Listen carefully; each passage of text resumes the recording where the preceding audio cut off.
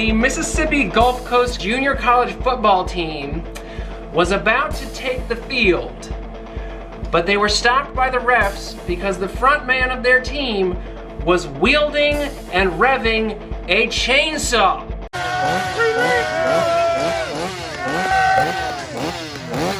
Yeah! Yeah, this might be the most sports and a half story ever!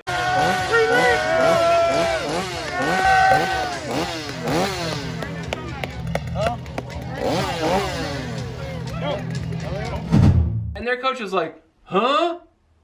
In their defense, they were confused because Mississippi is an open carry chainsaw state. Sports and a